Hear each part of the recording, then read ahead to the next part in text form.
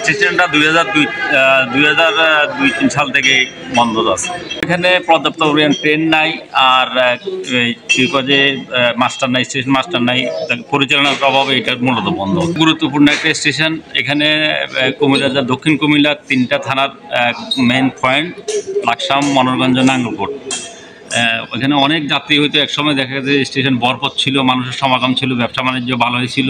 কিন্তু স্টেশনটা বন্ধ হওয়ার পরে পুরো স্টেশন প্রায় মৃত। এখন মানুষজনের তেমন আনাগোনা নেই। আমরা যারা যাত্রী অত্র এলাকার ঢাকা, চট্টগ্রাম এবং বিভিন্ন যাতায়াত করতে আমাদের শুধু বাসের উপর নির্ভর করতে হয়। ট্রেন থাকলে যেরকম সহজলভ্য, মানুষের আর্থিক খরচ অনেক কম হয় এবং নিশ্চিত যাতায়াত এবং বিভিন্ন সুযোগ সুবিধা, মহিলা শিশু যাত্রীদের যাতায়াতে খুব সুবিধা হয়। এখন তো আমরা আসলে খুব একটা সংকটজনক অবস্থায় আছি ট্রেন না থাকাতে।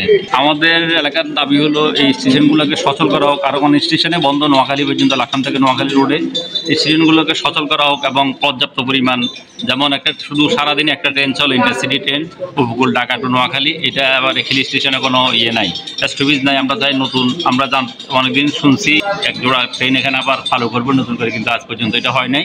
আমাদের এলাকাবাসীর দাবি হলো এখানে পর্যাপ্ত পরিমাণে ট্রেন দিয়ে এলাকার জনগণের যাতায়াতের সুযোগ সুবিধা বৃদ্ধি করার জন্য আমরা এলাকাবাসীর পক্ষ থেকে আকুল আবেদন জানাচ্ছি সরকার এবং প্রশাসনের কাছে। আমাদের স্টেশনটা যে দীর্ঘ প্রায় 15-16 বছর বন্ধ, মাস্টার নাই। স্টেশনটা আমি দেখেন না, মানে কুয়ান কাঁচা অনেকগুলো পরিষ্কার কোনটা আমি থাকি, এটি বাড়তে দিই, বাড়তে নিবাই, এগুলো আমি করতেছি, দেখাশোনা আমি করি। এখানে যে দীর্ঘদিন স্টেশন কোনো মাস্টার নেই, 16 বছর কোনো স্টিপেজে ট্রেনে নোয়াখালী এক্সপ্রেস দেয়, 2 মিনিট খাড়া চলে জায়গায় প্যাসেঞ্জার ইয়া করে না, গাড়ি যায় না ঠিক মতো। মনে করেন আগতে ডেমো আসছিল, প্যাসেঞ্জার হইতো, অন্ত কোনো প্যাসেঞ্জার হয় না।